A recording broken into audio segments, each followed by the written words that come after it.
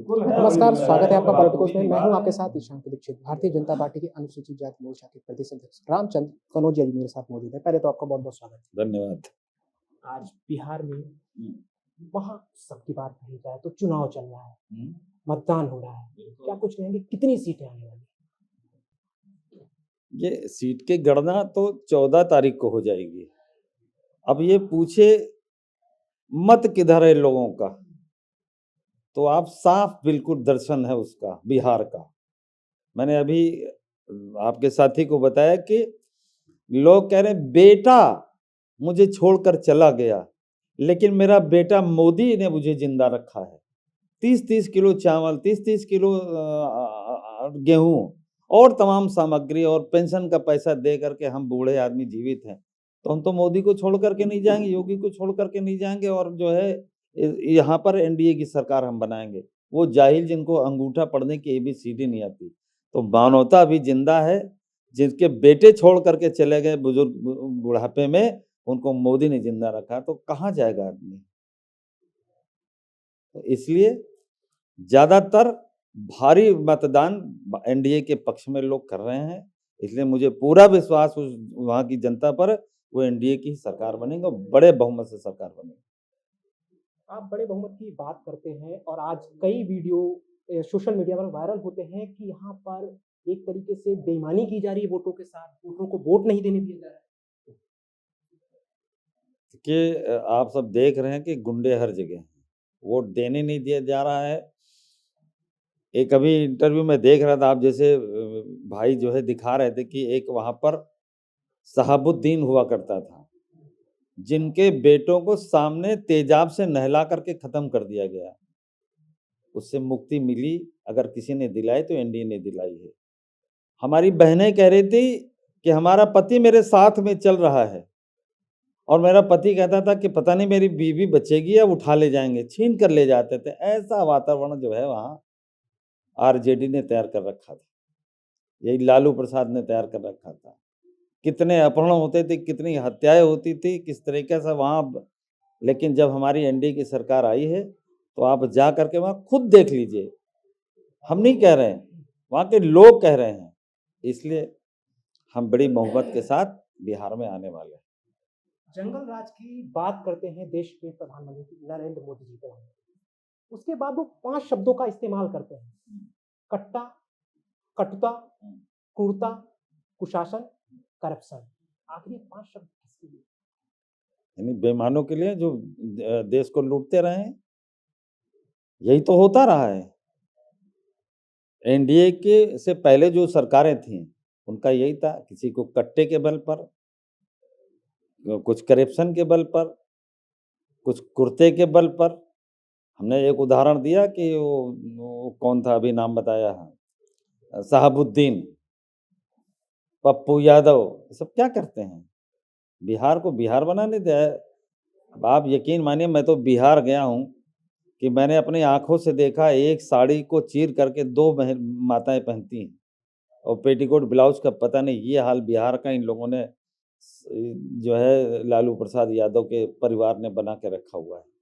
तो मोदी जी वही बात कह रहे हैं कि कट्टा वाली सरकार चाहते हुए एनडीए की, जो तुमको यहाँ तक पहुँचा के बिहार का 80% लोग जो है बाहर बेचारा मजदूरी करने जाता है, अगर वहीं रोजगार पैदा कर दिया, बना दिए जाए, तो मुझे लगता है उनको बाहर जाने की क्या जरूरत है।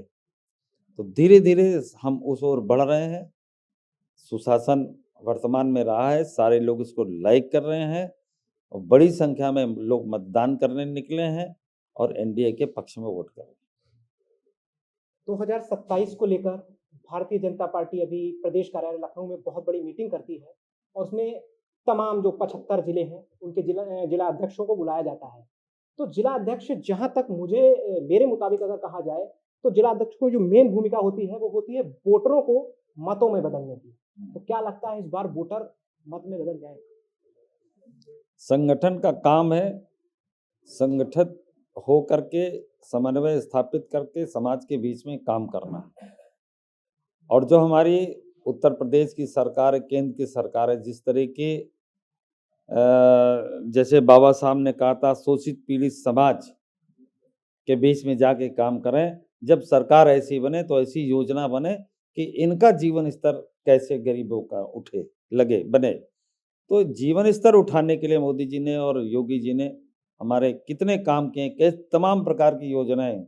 और आप देखिए धीरे धीरे राशन फ्री है उनका, उसका पैसा बचता है, आवास फ्री बन रहा है, उसका पैसा बचता है, 5 लाख का आयुष्मान कार्ड, उनका पैसा भी। जब ये सब पैसा बचेगा तो स्वतः उनका जीवन स्तर उठ जाएगा। तो ऐसी योजनाएं बाबा साहब भीमराव अंबेडकर जी ने जो सपना देखा था, उस सपने को अगर कोई पूरा कर रहा है तो परम आदरणीय हमारे मोदी जी और परम पूज्य योगी आदित्यनाथ जी। तो ये महापुरुषों का जो सपना था, पंडित दीनदयाल जी ने जो एकात्म मानववाद का दर्शन वो पुस्तक लिखी थी, उन्होंने कहा था विकास के मुख्य धारा से जो वंचित रहा है, सरकारें ऐसी बने कि इनके जीवन स्तर उठाने की का काम किया जाए, ऐसी योजनाएं बने, वो पूरा करें हमारे योगी मोदी जी। अभी हाल ही में राजधानी लखनऊ की बात कही जाए, नवाबों का शहर है, तहजीब का शहर है, और अभी तक दूर दूर देशों में लोग जाते थे और कहते थे वाह क्या स्वाद है, वाह क्या स्वाद है। लेकिन अभी हाल ही की अगर बात कही जाए तो यूनेस्को ने कहा है वाह क्या स्वाद है, क्योंकि क्रिएटिव सिटी ऑफ गैस्ट्रोनॉमी में लखनऊ शामिल हुआ है, जहां पर 100 देश हैं, 408 शहर थे, उसमें लखनऊ भी शामिल हो गया है। क्या कहेंगे? हम इस पे कुछ नहीं कहेंगे भाई। तमाम प्रकार की जो समिट हुई उसमें तमाम लोगों को आमंत्रित किया गया, आए और अच्छा अगर भोजन वो सबको उपलब्ध कराते हैं, तमाम अच्छी चीज़ें जिसे खा करके वो स्वस्थ हों। तो हम लोगों की तो परंपरा ही रही कि आटा दाल चावल रोटी सब्जी हरी सब्जी यही सब खाते रहें। हम तो हमारा तो विश्वास उसी में है। हम तो थोड़ा कोशिश करते हैं कि ये चाउमीन बर्गर डोसा ना हमारे की जलवायु के अनुसार ये भोजन है और ना हम लोग करते हैं, और ना मैं तो मना करता हूँ कि बच्चों को ये करना चाहिए। हमारे यहाँ कभी मैदे का इस्तेमाल तीज त्योहार में होता था, आज रोज मैदा खा रहे हैं। तो मैदा अधिक खाने से मुझे नहीं लगता कि आप स्वस्थ रह पाएंगे। वो आंतों में चिपकता है, उससे तमाम आपका लीवर खराब होता है, आंतें खराब होती हैं। तो मेरे यहाँ की जलवायु ऐसी नहीं है कि हम उन चीज़ों को खा सकें। तो जलवायु के अनुसार हमारे यहाँ गेहूँ बाजरा ज्वार इसका आटा हरी सब्जी दाल चावल ये हमारे यहाँ की एक परंपरा भोजन रहा है। उसमें तमाम प्रकार ऐसे स्वादिष्ट भोजन हमारे भारत देश के हैं, जैसे हमारे तहजीब की नगरी रही, स्वाद की नगरी रही। तो ऐसे व्यंजन हमारे यहाँ हैं कि पूरी दुनिया में मशहूर हैं, और दुनिया भर में हमारे लखनऊ से लोग गए हुए हैं, उत्तर प्रदेश से लोग गए और उनको अच्छा स्वाद दे रहे हैं। अब वो आए हैं तो अब ये जनता पर डिपेंड करता है कि उनको उस स्वाद को पसंद करते हैं नहीं करते हैं। लेकिन मेरे यहाँ की जो परंपरा है, जो हमारी जलवायु उसके अनुसार जो भोजन है, हम तो यही कहें कि हमारे नौजवान साथी और आपसे भी कहेंगे कि उसी भोजन को ग्रहण करिए। उस मटेरियल से अगर कोई कुछ बनाता है, मिलेट्स वाले उससे बनाता है, तो मैं ज़रूर उनको चखने जाऊंगा और देखने जाऊंगा। बाकी अगर मैदा और ये चाउमीन और बर्गर और डोसा और जो है ये जो बना हुआ केमिकल का ये जो होता है क्या बोलते हैं चिली पनीर चिली और ये चिली पनीर टमाटो वगैरह, हम भाई भरोसा नहीं रखते हैं। अपने हाथ से बनाना है तो हमारी माता जी देसी है, तो टमाटर अपने आप केचप तैयार कर देते हैं। अपने घर में हम खुद बना लेते हैं केचप। तो ये भरोसा है, या तो एक विश्वसनीय दुकान हो तो लोग जो के यहाँ विश्वास है वो लोग जाते हैं खाते पीते हैं। अनुसूचित जाति मोर्चा के प्रदेश अध्यक्ष मेरे साथ मौजूद थे रामचंद्र कनौजिया सर, जिन्होंने साफ तौर पर कहा है कि भोजन अनेकों हैं, लेकिन हम देशी जो भोजन है, जो आज भी गांव में अगर आप जाते होंगे, मैं भी कहीं कहीं रिपोर्टिंग करने गया था, कवरेज करने गया था, मैंने देखा गांव की, आपको भी तस्वीर दिखाई थी कि किस तरीके से अभी भी गांव उसी तहजीब को फॉलो करता है जिसको बूढ़े लोग हुआ करते थे वो फॉलो करते थे, चाहे वो देसी घी हो, चाहे मट्ठा हो, या किसी भी तरीके का जो व्यंजन होते थे उनको फॉलो किया जाता है।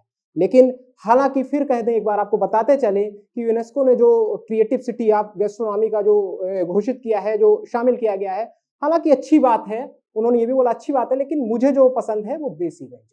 मेरे साथ कैमरामैन रवि, मैं Ishan Dixit, Politicos news, Lucknow. Please subscribe to the channel and download the Politicos app from the links in the description.